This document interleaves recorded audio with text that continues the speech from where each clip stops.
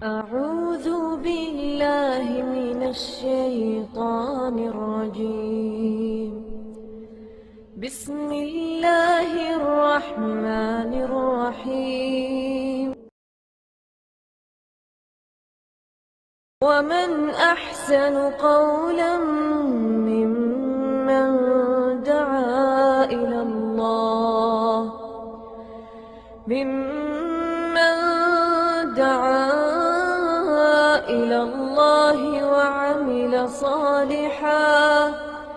وعمل صالحا وقال إنني من المسلمين.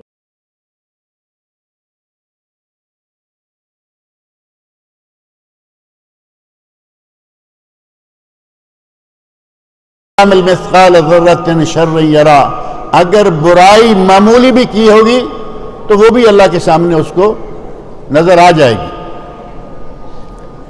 نیت صحیح ہو، اللہ کے ساتھ حسن ظن ہو اور حسن عمل.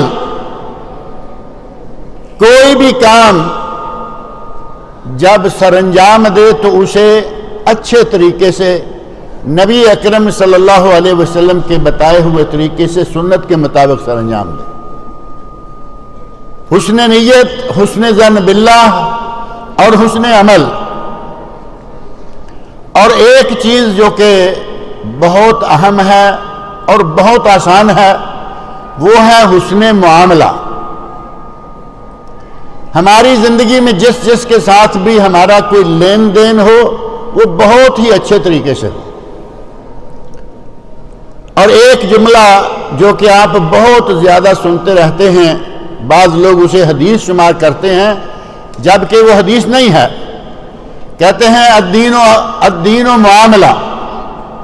یہ دین جو ہے یہ معاملے کا نام ہے اور اسے حدیث کہنا قطعاً غلط ہے. اور اگر یہ کہیں کہ یہ جملہ صحیح بھی ہے تب بھی یہ صحیح نہیں. الدین و معاملہ کہ معاملے کا نام ہی دین ہے. ہمارے معاملات آپ جانتے ہیں کیسے ہوتے ہیں. اچھے معاملات بھی ہوتے ہیں، برے معاملات بھی ہوتے ہیں، تو ہر معاملہ دین ہو گیا. اگر اس جملے کی کوئی تھوڑی سی صحیح شکل بنتی ہے تو وہ ہے الدین و حسن المعاملہ. اگر کوئی صحیح معاملہ کرتا ہے، صحیح لین دین کرتا ہے، لوگوں کے ساتھ اس کے تعلقات صحیح رہتے ہیں تو یہ دین ہے. اور اس سے بھی صحیح وہ کلمات جو کہ نبی اکرم صلی اللہ علیہ وسلم سے ثابت ہیں، اگر ان کلمات کو لیا جائے تو بالکل ہی فرسٹ کلاس بات. نبی صلی اللہ علیہ وسلم کا ارشاد ہے الدین النصیحہ. دین باہمی خیر خواہی کا نام ہے. باہمی خیر خواہی. اپنے دوسرے مسلمان بھائی کے لیے وہی پسند کریں جو کہ آپ اپنے لیے پسند کرتے ہیں. الدین و معاملہ یہ علل اطلاق صحیح نہیں ہے. الدین و حسن المعاملہ، دین ہے اچھے معاملات کا نام. اور اگر کسی کا معاملہ اچھا نہیں ہے، لوگوں کے ساتھ اس کے تعلقات اچھے نہیں ہیں اور وہ نمازیں بہت پڑھتا ہے، روزے بہت رکھتا ہے، اس کے لیے آخرت میں کیا ہوگا؟ نبی اکرم صلی اللہ علیہ وسلم کے سامنے ایک خاتون کا ذکر کیا گیا. کہا گیا کہ وہ نمازیں بہت پڑھتی ہے، روزے بہت رکھتی ہے، لیکن اپنے پڑوسیوں کو اذیت پہنچاتی ہے. تو معلوم ہے نبی صلی اللہ علیہ وسلم نے کیا فرمایا تھا؟ اسے اس کے روزے نماز کا کوئی فائدہ نہیں ہوگا. اور اس کے برعکس ایک دوسری عورت ہے، زیادہ روزے نہیں، زیادہ نمازیں نہیں، لیکن اس کا اپنے پڑوسیوں کے ساتھ لین دین معاملہ بہت اچھا ہے. تو نبی اکرم صلی اللہ علیہ وسلم نے اس کے لیے بشارت دی. نبی صلی اللہ علیہ وسلم نے حسن معاملہ کو بہت اہمیت دی ہے. حتیٰ کہ صحیح بخاری اور صحیح مسلم جو کہ حدیث کی دو صحیح ترین کتابیں ہیں، اور اس کے ساتھ ہی مسند امام احمد، نبی صلی اللہ علیہ وسلم کی 40,000 حدیثوں کا مجموعہ مسند امام احمد، یہ واقعہ 3 کتابوں میں بالخصوص موجود ہے، مسند امام احمد اور صحیحین، صحیح بخاری اور صحیح مسلم۔ ان میں سے صحیح بخاری کو اللہ رب العزت نے وہ مقام دیا ہے کہ آج پوری امت اسلامیہ کے سارے علماء کا اس بات پر اجماع ہے، اصح الکتب بعد کتاب اللہ صحیح الامام البخاری۔ قرآن کریم کے بعد اس روئے زمین پر اگر کوئی صحیح ترین کتاب ہے تو وہ بخاری شریف۔ اللہ نے اتنا مقام اس کتاب کو دیا، اور علماء امت کے نزدیک بخاری شریف کے بعد اگر صحت کے اعتبار سے کسی کتاب کا درجہ ہے تو وہ مسلم شریف کا ہے۔ ان دونوں صحیح ترین کتابوں میں اور مسند امام احمد میں حدیث ہے، نبی اکرم صلی اللہ علیہ وسلم نے ایک آدمی کا ذکر فرمایا، وہ آدمی حسن معاملہ،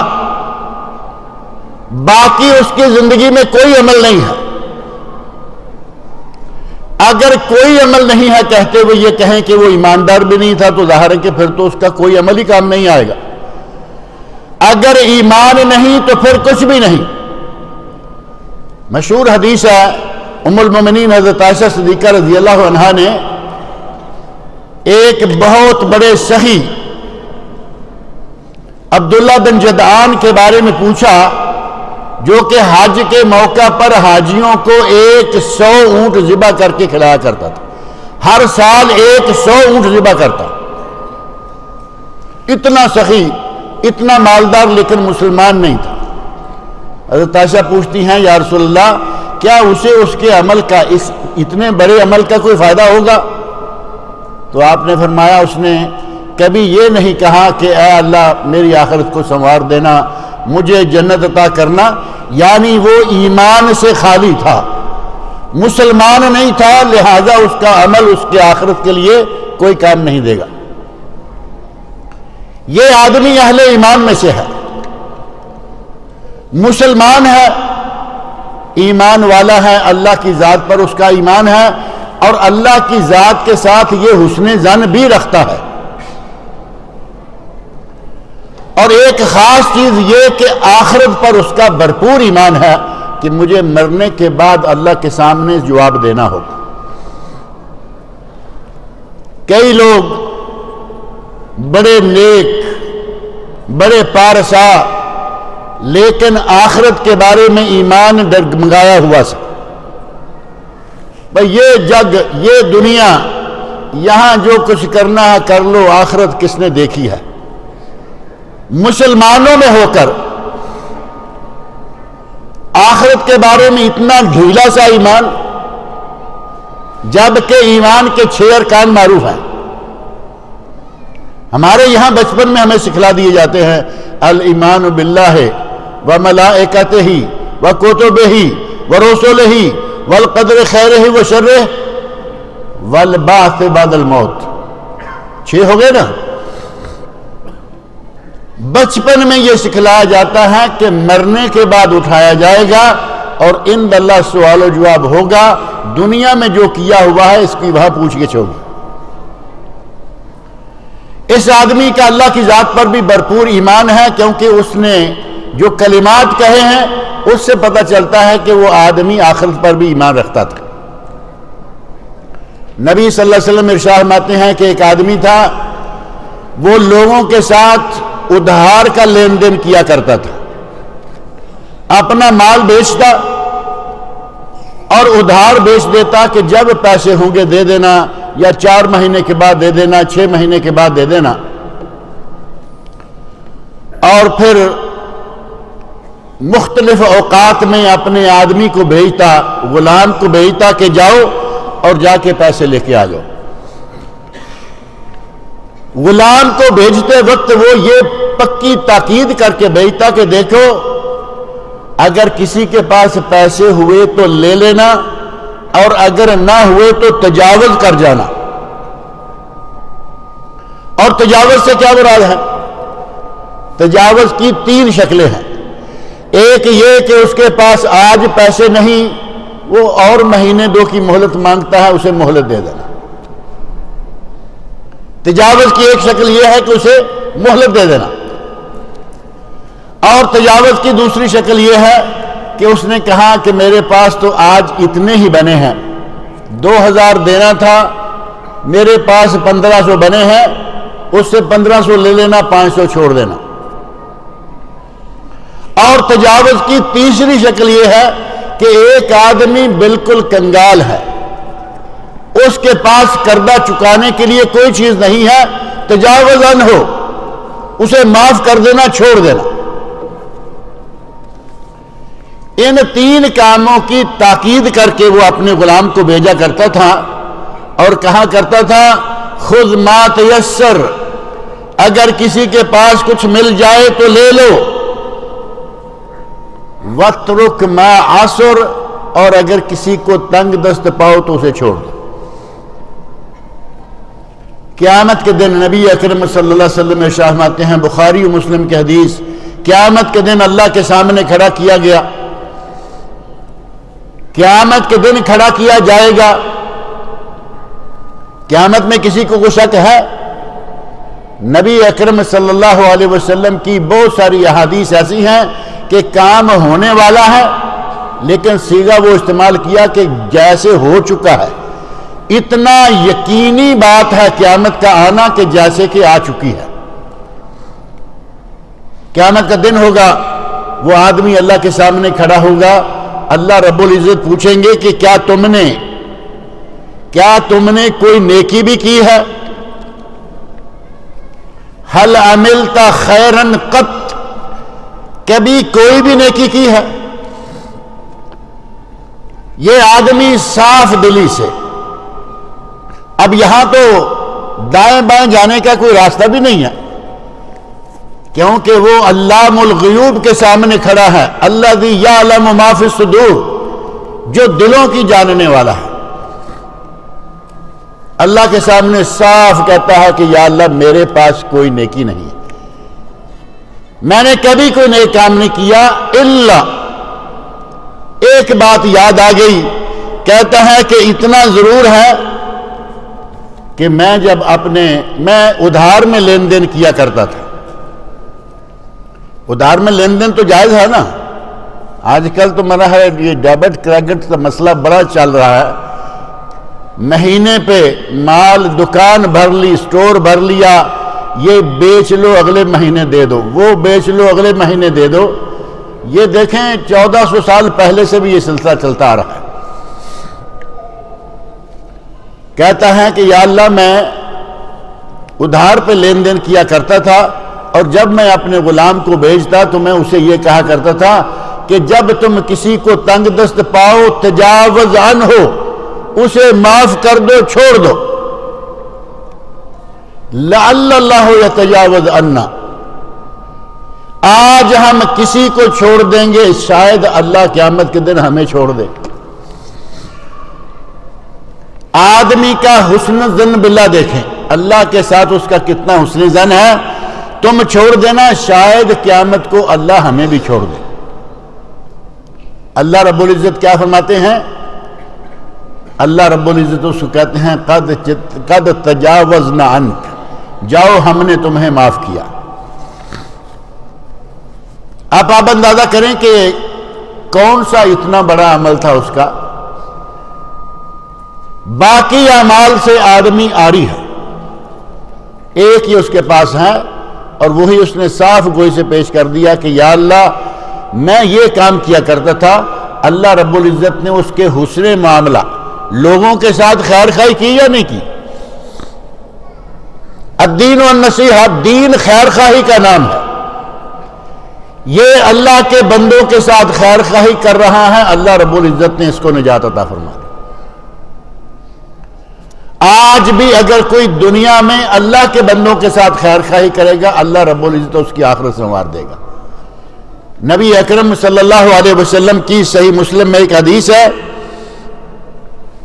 آپ نے دعا مانگی اللہ رب العزت سے دعا کی اللہم من ولی من امر امتی شیئن، اے اللہ اگر کسی آدمی کے کنٹرول میں میری امت کے کسی آدمی کا کوئی کام ہے، یعنی کوئی آفیسر ہے، اس کے ہاتھ میری امت کے لوگوں کے کوئی کام ہے، اور وہ آدمی فشق علیہم، ان لوگوں کو مشقت میں ڈالتا ہے، اس کی ذمہ داری ہے کہ وہ کام کرے، کام نہیں کرتا، وقت پر لوگوں کے کام نہیں کرتا، بلا وجہ لیٹ کرتا ہے، اور آپ کو معلوم ہے لیٹ کرنے کا معنی کیا ہے؟ کام کرنا اس کی ڈیوٹی ہے، کر نہیں رہا، پیپر اٹھایا رکھا کہ ٹھیک ہے کل آ جاؤ، اب یہاں پڑا ہے کل آیا تو پھر دیکھا کل آ جاؤ، اور یہاں کیا کہیں گے؟ عربی میں بھی تو کچھ کہتے ہیں نا، تعال بکرا، کل آ جاؤ۔ اور یہ لیٹ ہمارے یہاں کیوں کیا جاتا ہے؟ خاص طور پر 1 2 3 4 چکر لگائے گا اور پھر آٹومیٹک یہ کچھ دینے پہ تیار ہو جائے گا۔ اس آدمی کی نیت میں کھوٹ ہے، یہ رشوت لینا چاہتا ہے یا اس کے دل میں شیطان ہے، یہ لوگوں کو پریشان کرنا چاہتا ہے۔ نبی صلی اللہ علیہ وسلم ارشاد فرماتے ہیں کہ اگر کسی کے ہاتھ میں میری امت کا کوئی کام ہو، فشق علیہم فشقق علیہ، اللہ رب العزت سے نبی صلی اللہ علیہ وسلم نے دعا مانگی، یا اللہ میری امت کے لیے کوئی لوگوں میں مشقت پیدا کرے، تو اس کے لیے مشقت پیدا کر دے۔ آج دوسروں کے کاموں میں رکاوٹیں پیدا کرے گا، اس کے کاموں میں اللہ کوئی دوسرے بندے کے ذریعے رکاوٹ پیدا کرا دے گا۔ آج یہ دوسروں کو پریشان کرے گا، اس کو اللہ دوسروں کے ہاتھوں سے پریشان کروا دے گا۔ مثال مشہور ہیں، ایک ہاتھ سے لو اور دوسرے ہاتھ سے دو، جیسا بوؤ گے ویسا ہی کاٹو گے، جیسی کرنی ویسی بننی۔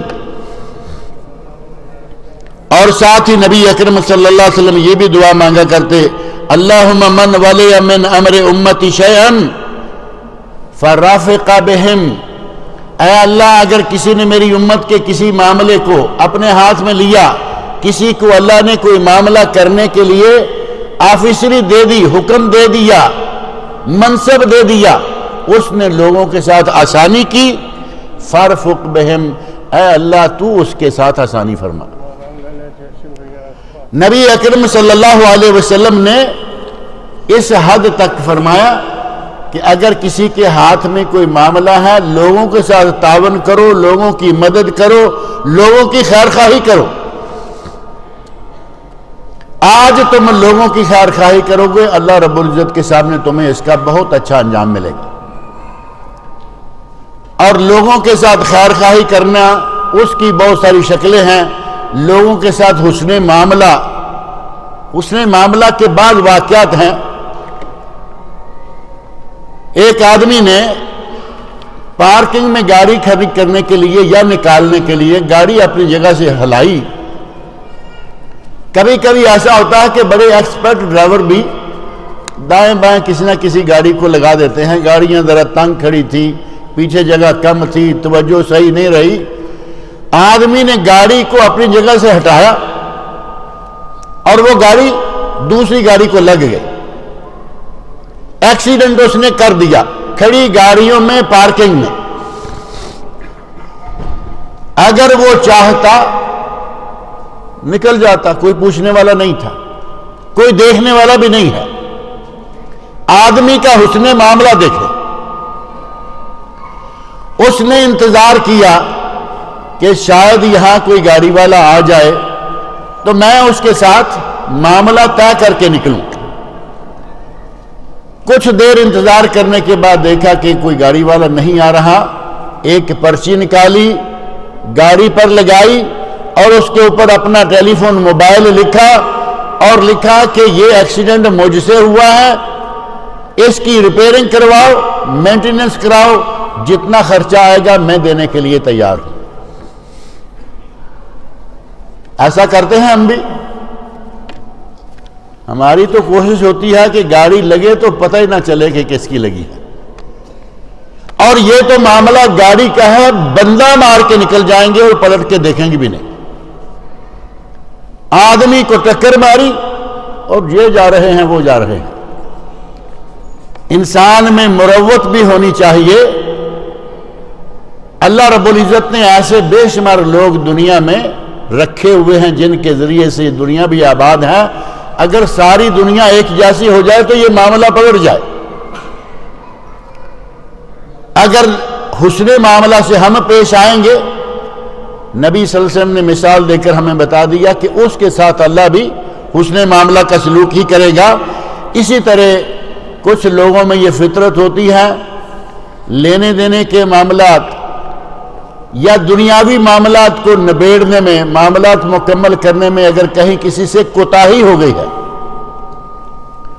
دل میں گرہ لگا کے بیٹھ جائیں گے کہ اس کے ساتھ ہم نبڑ لیں گے، انتقام لینے کے لیے تیار ہو جائیں گے۔ جبکہ وہ انسان ہے، اس سے کوتاہی ہو گئی، اسے تم معاف کر دو، معافی تلافی کا معاملہ کرو۔ نبی اکرم صلی اللہ علیہ وسلم نے بڑی خاص نصیحت فرمائی اس معاملہ میں کہ صرف یہ کافی نہیں ہے کہ ہم نماز پڑھ لیں، روزہ رکھ لیں، لوگوں کے ساتھ ملنا ہو تو عجیب سا ہمارا رویہ ہو۔ نبی صلی اللہ علیہ وسلم نے تو یہاں تک فرمایا ہے کہ تمہارا تبسموں کا علی وجہ اخی کا صدقہ، اگر تم اپنے بھائی سے مسکراتے ہوئے چہرے سے مل بھی لوگے، صرف مسکراتے ہوئے چہرے سے مل لینا، یہ بھی صدقہ ہے۔ اور ہم مسکراتے ہوئے چہرے سے ملتے کیسے ہیں؟ ذرا سا منصب ہمارے ہاتھ میں آ گیا، آفیسر بن گئے، ہم اپنے ملازم کے سلام کا جواب دینے کے لیے تیار نہیں ہوتے، کہاں تبسم آئے گا؟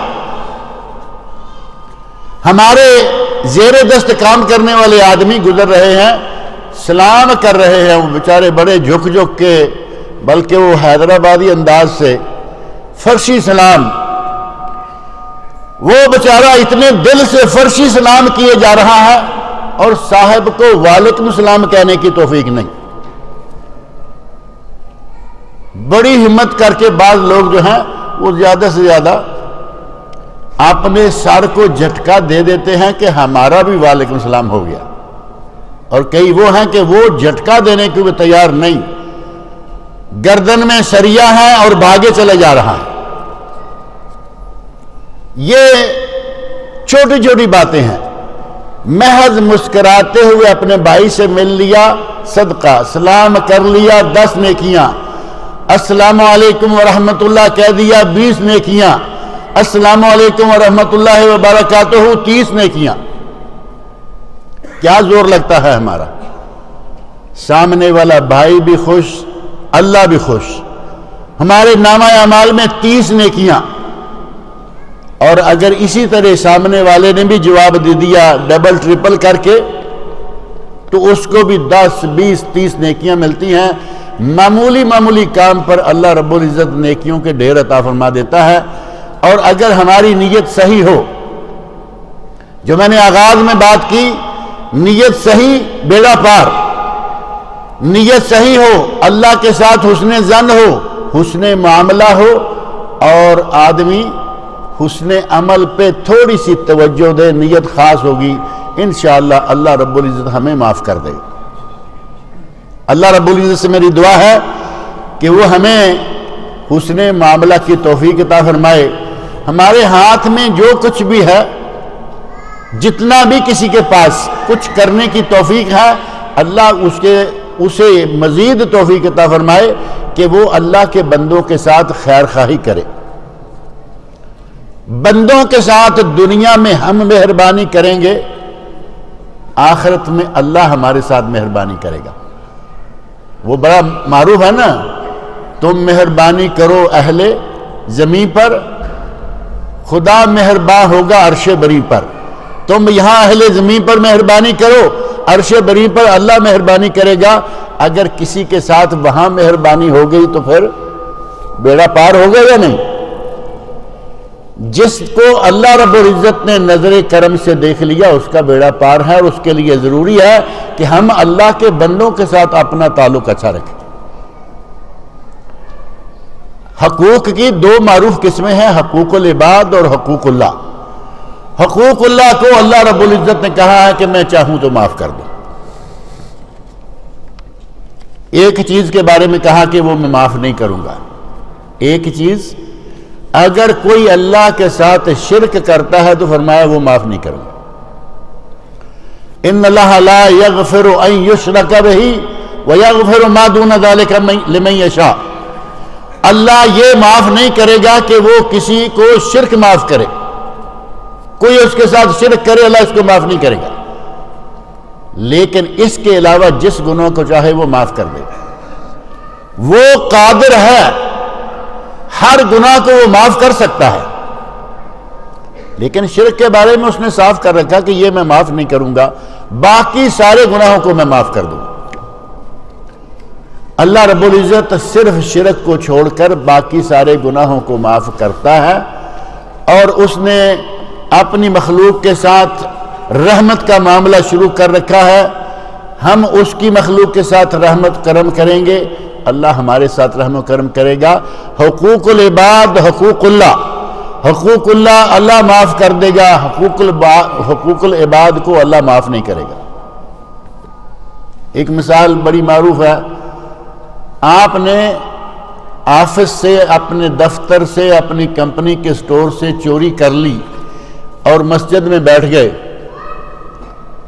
اپنے مالک کی چوری کر لی، پڑوسی کی چوری کر لی، کسی کی جیب کاٹ لی، پیسے 5-10 ہزار اپنی جیب میں ڈالی اور مسجد میں آ کے بیٹھ گئے بڑے خاص انداز سے، یا اللہ مجھے معاف کر دینا، یا اللہ مجھ سے غلطی ہو گئی، یا اللہ چوری کر بیٹھا ہوں۔ یہ 500 مرتبہ، یہ 1000 مرتبہ بھی توبہ کرے گا، اس کی توبہ قبول نہیں ہوگی۔ کب تک؟ جب تک وہ پیسے جو کسی کے مارے ہیں وہ واپس نہیں کرے یا اس سے معافی نہیں مانگے۔ وہ معاف کر دے گا، اللہ رب العزت بھی اسے معاف کر دے گا۔ اللہ رب العزت سے میری دعا ہے کہ وہ ہمیں حسن اخلاق، حسن معاملہ، حسن نیت، ان چیزوں کی توفیق عطا فرمائے، اور اللہ رب العزت ہمیں نیک عمل کی توفیق عطا فرمائے۔ وما علینا الا البلاغ المبین۔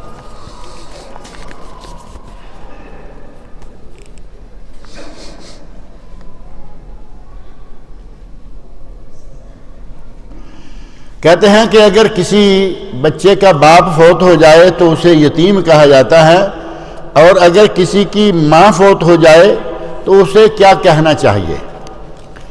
ہمارے یہاں جو مشہور ہے، کہتے ہیں کہ جس کا باپ فوت ہو جائے وہ یتیم، جس کی ماں فوت ہو جائے وہ مسکین۔ یہ مشہور ہے، ورنہ یتیمی صرف باپ کے فوت ہونے سے ہوتی ہے، ماں کے فوت ہونے سے نہیں ہوتی۔ البتہ ایک دنیا کا سب سے اہم ترین رشتہ اس سے چھوٹ گیا۔ ماں کے بارے میں نبی اکرم صلی اللہ علیہ وسلم نے فرمایا کہ باپ سے بھی 3-4 گنا زیادہ مہربان ہوتی۔ صحابی نے پوچھا، من احق بحسن صحبتی یا رسول اللہ، اے اللہ کے رسول میرے حسن تعامل، میرے حسن اخلاق کا سب سے زیادہ مستحق کون ہے؟ تو نبی اکرم صلی اللہ علیہ وسلم نے فرمایا امک، تیری ماں۔ اس نے پوچھا یا رسول اللہ اس کے بعد؟ فرمایا تیری ماں، اس کے بعد تیری ماں، اور چوتھی مرتبہ پوچھا تو فرمایا ابوک، تیرا باپ۔ اب آپ اندازہ کر سکتے ہیں کہ ماں کو اللہ رب العزت نے نبی صلی اللہ علیہ وسلم کی زبان مبارک سے کتنا درجہ دیا ہے۔ ہمارے حسن سلوک کا 75% حصہ ماں کے لیے ہے۔ 3 مرتبہ کہا امک امک امک، اور چوتھی مرتبہ کہا ابوک، یعنی 25% حسن سلوک جو ہے وہ والد کا۔ اب اس کا معنی یہ بھی نہیں ہے کہ ہم گنتی کرنا شروع کر دیں کہ ابھی اماں کے ساتھ 75 ہوا یا نہیں، تاکہ بعد میں والد جس کے ساتھ جتنا ہو سکے زیادہ سے زیادہ سلوک کریں۔ ماں ہماری جنت ہے اور باپ جنت کا دروازہ ہے۔ ماں کے پاؤں میں جنت اور باپ جنت کا دروازہ، اگر دروازہ نہیں کھلے گا تو جنت میں داخل کیسے ہوں گے؟ اللہ رب العزت نے ہمارے لیے یہ دونوں رشتے بہت اہم بنائے ہیں جن کا کوئی نعم البدل بھی نہیں ہے۔ کہتے ہیں کہ میں قرآن پڑھ رہا تھا اور نیند کی وجہ سے میرے ہاتھ سے قرآن گرا، تو اس کا کیا حکم ہے؟ ہمیں نیند بھی آتی ہے قرآن پڑھتے ہوئے، فلم لگی ہوئی ہے، ڈرامہ دیکھ رہے ہیں، کچھ بھی ہے، نیند قریب بھی نہیں آتی، بلکہ ہمیں شیطان ہوشیار کر کے بٹھاتا ہے۔ قرآن پڑھنا شروع کریں، نیند آنا شروع ہو گئی، حالانکہ ہمیں چاہیے کہ باوضو باہوش و حواس پاکیزگی کی حالت میں قرآن کریم کو پڑھیں، ہوش و حواس سے پڑھیں، کوشش کریں کہ ہم کیا پڑھ رہے ہیں اس کا ہمیں ترجمہ بھی معلوم ہو۔ بڑی مشکل سے ہم قرآن ہاتھ میں لیتے ہیں اور آدھے من کے ساتھ، پورے دل سے بھی نہیں تلاوت، تھوڑا سا وقت ہے چلے تھوڑا قرآن ہی پڑھ لیتے ہیں، آدھے من سے قرآن پڑھنا شروع کریں گے اور 10-5 منٹ کے بعد سونا شروع ہو جائیں گے۔ ہمیں اپنی حالت کی طرف توجہ دینی چاہیے۔ اگر کسی کے ہاتھ سے قرآن کریم گر جائے تو اس کا کوئی مالی کفارہ نہیں ہے، لیکن اللہ رب العزت کا کلام ہے، اسے اگر آپ گراتے ہیں اٹھائیں عزت احترام کے ساتھ اور اس کو اس کے مقام پہ رکھ دیں۔ اب آپ یہ کوشش نہ کریں کہ آپ دوبارہ کھول کے پڑھنے لگیں، کیونکہ ایک مرتبہ پھر آپ اور گرا دیں گے۔ اٹھیں، جا کے وضو کریں، تلاوت کرنی ہے، جا کے وضو کر کے آ کے قرآن کریم کو کھولیں تاکہ آپ کو وضو کرنے کے دوران ہوش بھی اچھی طرح آ جائے کہ میں نے کیا کرنا ہے، لیکن اس پہ کسی قسم کا کوئی کفارہ اور نہیں ہے۔ کہتے ہیں کہ کیا اس قرآن کے وزن کے برابر کچھ خیرات کر دینا ہے یا توبہ کرنا ہے یا کچھ اور کرنا ہے؟ یہ سارے اپنے آپ کے اپنے پیمانے ہیں، اپنے کیا کرنا ہے۔ غلطی ہو گئی اس پہ ندامت کریں، یقیناً قرآن کریم ہے، وہ گر گیا، اسے اٹھائیں، اس کا مقام اسے واپس دلائیں، اور اس پر کوئی کفارہ اس کے وزن کے برابر سونا چاندی غلہ کوئی بھی چیز دینے کا کوئی بھی ایسا نبی صلی اللہ علیہ وسلم سے ثابت نہیں ہے۔ اللہ تعالیٰ مجھے اور آپ سب لوگوں کو نیک عمل کی توفیق عطا فرمائے۔